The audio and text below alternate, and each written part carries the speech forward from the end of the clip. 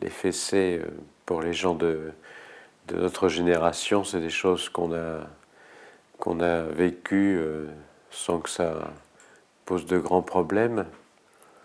parce que c'était fait d'une façon sans doute un peu culturellement admise. Depuis tant d'années, les choses ont tourné autrement. Et on sent que la fessée est devenue un enjeu du sadisme ordinaire intrafamilial. Et je pense que si on veut avancer un peu sur ce sujet-là, il faut peut-être rentrer dans quelque chose qui serait un peu plus nuancé, qui consisterait à faire une étude un peu plus circonstancielle de la fessée dont il est question. Quand un enfant marche sur les pieds de sa maman qui est pieds nus et que lui est en chaussures et que ça lui fait très mal et qu'elle lui donne une petite tape sur les fesses en lui disant enfin tu m'as fait mal, ne recommence pas, c'est pas la même chose que le père un peu sadique, ordinaire, qui demande à son enfant de baisser sa culotte pour lui foutre une fessée au sens plus classique, d'une façon un peu ritualisée. Alors pour le premier événement, quand il s'agit de quelque chose d'un peu réflexe, d'un peu comme ça, qui vise à dire à l'enfant attention tu m'as fait mal, recommence pas, il me semble qu'on n'est pas dans la fessée sadique, on est dans la fessée, on pourrait dire, réflexe. Et d'ailleurs les gens disent plutôt une tape au fond, une petite tape sur les fesses. La fessée semble plus quelque chose qui s'apparenterait à ce qu'on voit dans un certain nombre de documents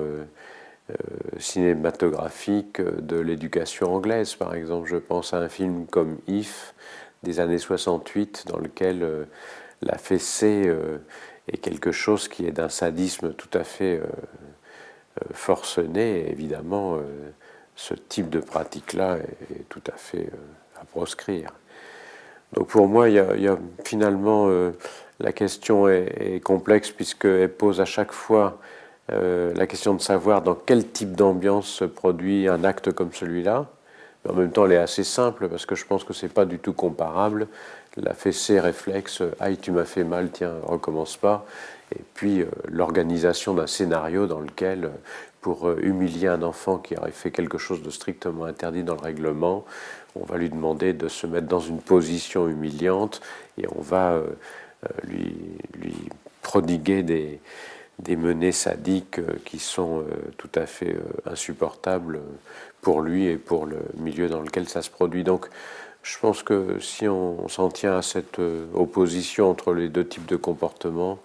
il me semble qu'on peut tout à fait condamner la fessée qui serait une pratique éducative humiliante, et on peut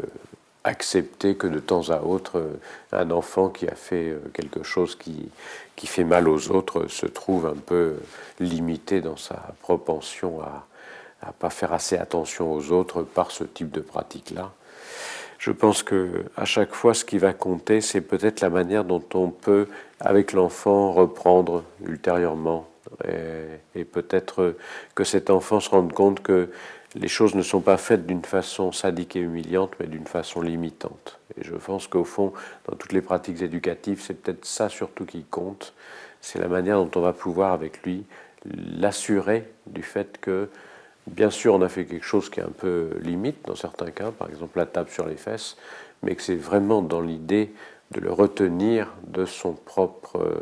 propre toute-puissance infantile, qu'à certains moments ils peuvent faire très mal aux autres et que ça c'est pas tout à fait admissible dans un groupe social classique, et que ça a pour but de le lui rappeler, y compris d'une façon un peu rapide et réflexe. Donc je pense que sur ce sujet-là, personnellement, je ne serais pas du tout partisan de légiférer. Je serais au contraire partisan de rappeler aux parents que c'est très important qu'ils développent avec leur enfant une sorte d'ambiance dans laquelle les potentialités de l'enfant doivent être toujours recherchées le plus possible, mais qu'en même temps, avec ces potentialités, sont assorties un certain nombre de limitations qui sont nécessaires pour que l'enfant puisse se développer dans de bonnes conditions dans le groupe social. Et que c'est ça qui compte au fond dans la pratique éducative. Alors je crois que si on légifère sur la fessée, on va se retrouver dans un combat entre ceux qui sont pour et ceux qui sont contre, qui risque de passer à côté de ce débat beaucoup plus important, comme on peut aider un enfant à acquérir sa liberté progressivement, au fur et à mesure qu'il a ses potentialités qui sont à sa disposition,